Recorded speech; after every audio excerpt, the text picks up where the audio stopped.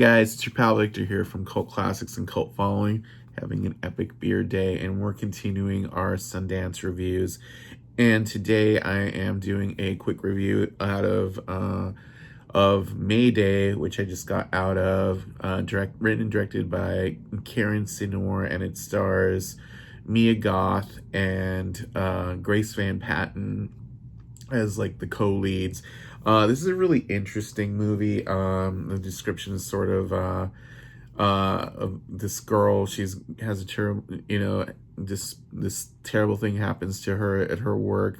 Trigger warning, and what ends up happening is there's this accident that happens, and she ends up going through another world, escaping this reality. And in this world, she's surrounded by a group of fellow women who've also sort of been battered down in their existence, in their previous existence, and now sort of wage war against the patriarchy as sirens leading men to their deaths on the rocky shores of this sort of European isle. It has a very World War One vibe to it, and it's sort of an issue of acceptance as Mia Goth's character, Marsha, who's the leader of these sort of lost girls, tries to get Anna, who is played by Grace Van Patten, to sort of leave this past world behind and go sort of feral with her in this new world and lose her compassion in herself to become a hero, which may be the same thing as a psychopath in this universe. Just offhand, the first thing that's going to come to mind as a point of reference is Sucker Punch. And, I hate when you can this movie's basically Sucker Punch, but blah. And unfortunately, it kind of is it is a more thoughtful version of Sucker Punch, minus all the male gaze and, short skirts and anime influence. But it has kind of like the same message where the main girl is sort of like baby doll, where she has to kind of find a way to actualize herself in this universe and find a way to kind of come to terms with what's happened to save herself, but in a completely different way. She remembers her life, and that's what she says there's a possibility to get better, versus everyone else who's sort of like let that go and just wants to continue this sort of siren thing and lose themselves in like the vengeance. And Mia Goth really does this well. She tried to, in a sense, seduce Anna into this sort of lifestyle as well. But at the same time also kind of help in her journey. So it's sort of like Sucker Punch in that sense too, where like they're all kind of different facets of the same individual. At least that's my interpretation of it. I'll also say is that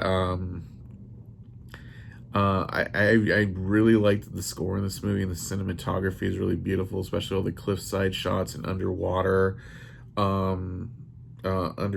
shots. It feels very otherworldly while still feeling sort of like this fantasy period piece. It has this very World War One aesthetic to it too. The other point of reference, I would say, sort of like what dreams may come. You're in this sort of afterlife, and you're kind of trying to find a way to subvert the rules of it to, actualize your potential or your dreams to make it what you want it to be. And there's also this sense of like a Pippi Longstocking, Alice in Wonderland Hook kind of thing, where Anna is almost like the grown-up Peter Pan come to meet Mia Goth's Rufio, and these lost boys kind of have to turn around and help her in her mission when they're so against her at the beginning, against her ultimate wish at the beginning. And it's a really interesting movie. I do think it's a little bit long. Juliette Lewis also has a really good part in this movie. It's sort of like the mentor character, sort of what Scott Glenn was in Sucker Punch. And there's a lot of girls helping girls and that kind of like female empowerment thing too, which I think was also sort of missing in Sucker Punch is not sort of that unnecessary death thing going on. I do think there's, again, a trigger warning, because there's like an unnecessary implied rape scene in this movie that I think didn't really need to be there. But other than that, I dug this movie. It's 100 minutes long. I feel like 90 minutes might have been the magic point there. But if you're looking for something cool to keep sort of an eye on, you should check this out. Definitely, if you enjoy Mia Goth. I enjoy her. She's a really good actress who doesn't get into a lot of stuff, and she has a great lead here, and she's pretty magnetic, and especially opposite Grace Van Patten. I would check this out.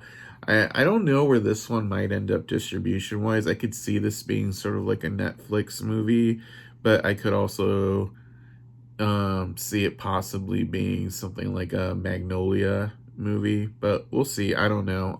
It doesn't like instantly scream like A24 or something to me, but I definitely think it'll end up getting distribution. But if you're interested in more reviews, check us out at cultfollowing.co.